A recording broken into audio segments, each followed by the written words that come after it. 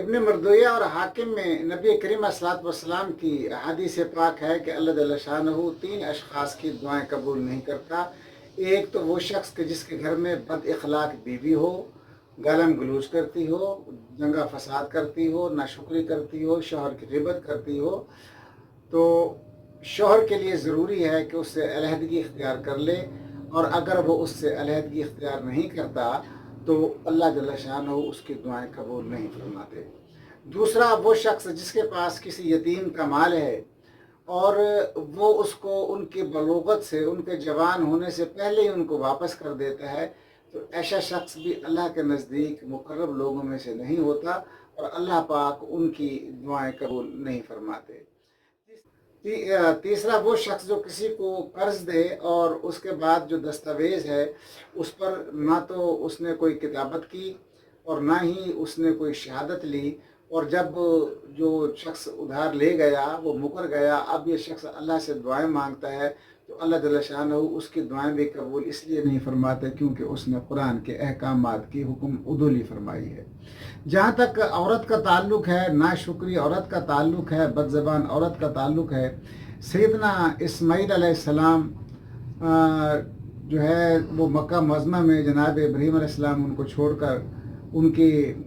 ابتدائی ایام میں ہی چلے گئے تھے، اور اس کے بعد کبھی کبھار ملنے کے لیے آئے تھے۔ ایک مرتبہ جب وہ آئے تو اس وقت ان کی شادی ہو چکی تھی، تو ان کی جو بیوی تھی وہ عمارہ بن سعید تھی، تو جناب ابراہیم تشریف لائے اور اس وقت جناب اسماعیل شکار پر تشریف لے گئے تھے۔ انہوں نے آ کر اس سے گھر کے بارے میں پوچھا، تو اس نے بڑی شکایت کی کہ شکار کبھی ہوتا ہے کبھی نہیں ہوتا، کھانے کی تنگی ہے، زندگی اسرت سے گزر رہی ہے، خوشحالی نہیں ہے۔ اس نے ناشکری بھی کی اور اپنے خاوند کے بارے میں اچھے الفاظ بھی استعمال نہیں کیے، اور یہ انبیاء کے گھرانوں کو کسی صورت میں بھی زیب نہیں دیتا تھا، اور انبیاء ہے کہ تقلید ہم لوگوں نے کرنی ہے۔ اور آج بھی جن گھروں میں عورتیں اپنے شوہروں کو تنگ کرتی ہیں، گالم گلوچ کرتی ہیں، ان کو غیبت کرتی ہیں، لڑائی جھگڑا کرتی ہیں، ناشکری کرتی ہیں، تو اس پر یہ ہے کہ ان کے گھروں میں برکت نہیں ہوتی۔ چنانچہ ابراہیم علیہ السلام نے ان سے کہا کہ جب اسماعیل علیہ السلام تشریف لائیں تو آپ ان سے کہیے گا کہ اپنے گھر کی چوکھٹ بدل دیں۔ جب اسماعیل علیہ السلام واپس تشریف لائے اور انہوں نے یہ واقعہ بتایا تو انہوں نے کہا وہ میرے والد محترم تھے، وہ تشریف لائے تھے اور وہ مجھے حکم دے گئے ہیں کہ آپ اپنے گھر کی چوکھٹ بدلنے کا مطلب یہ ہے کہ آپ اپنی بیوی سے علیحدگی اختیار کریں۔ چنانچہ انہوں نے وہ جو